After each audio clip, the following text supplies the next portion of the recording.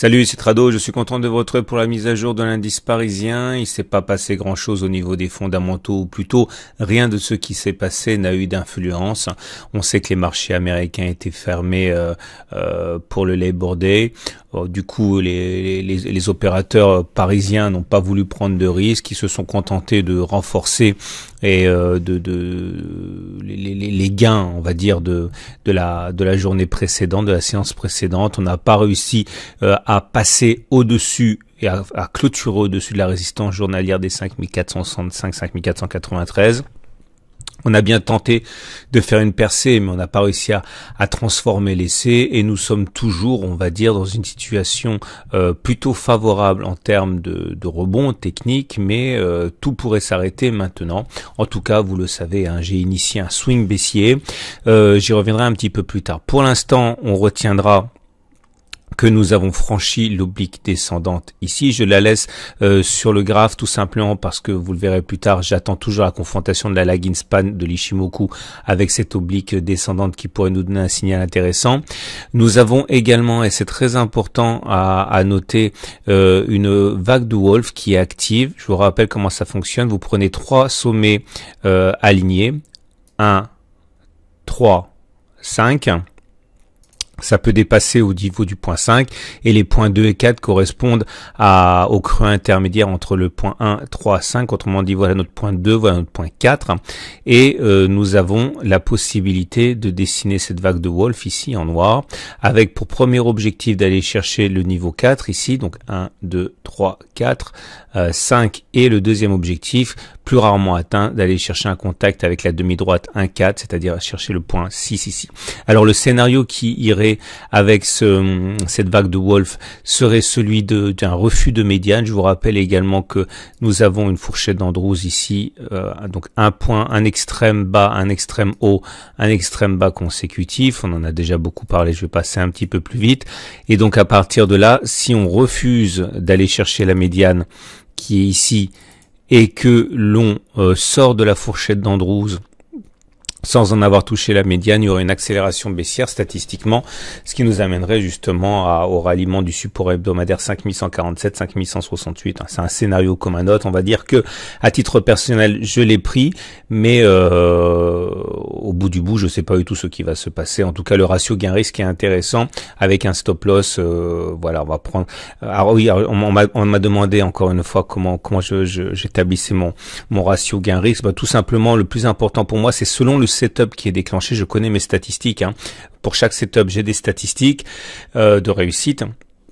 Donc il s'agit lorsque vous avez par exemple un ratio gain-risque de un pourcentage de succès de 70%, on peut tout à fait se satisfaire d'un ratio gain-risque de 1 pour 1.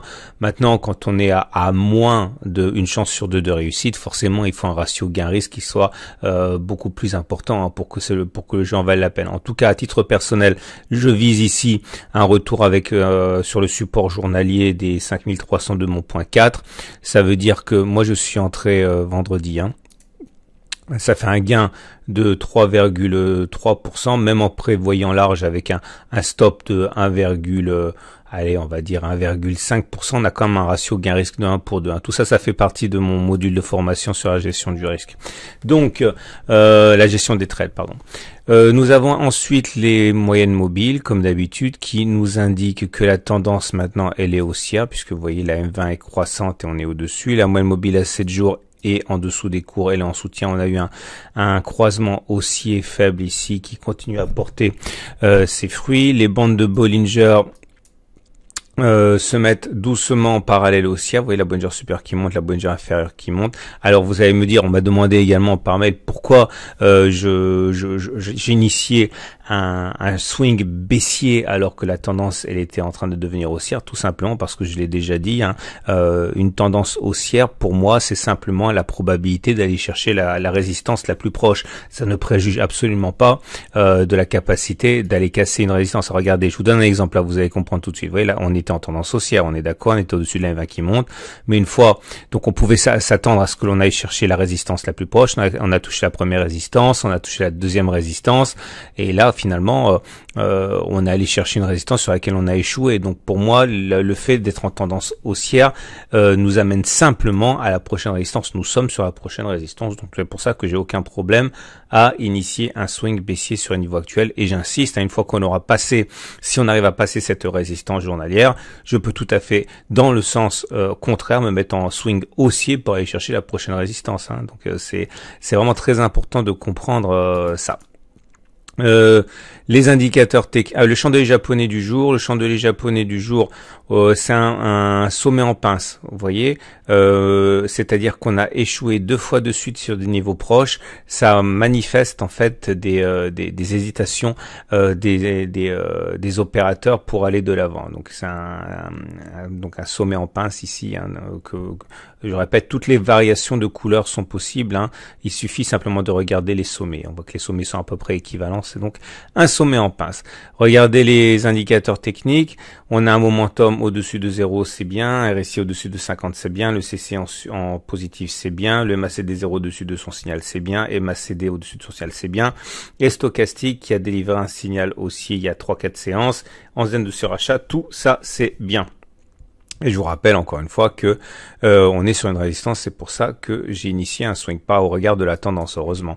On termine avec l'Ichimoku, et l'Ichimoku nous informe que la tendance de moyen terme est toujours neutre. Vous voyez, le SSB, elle est plate comme ça.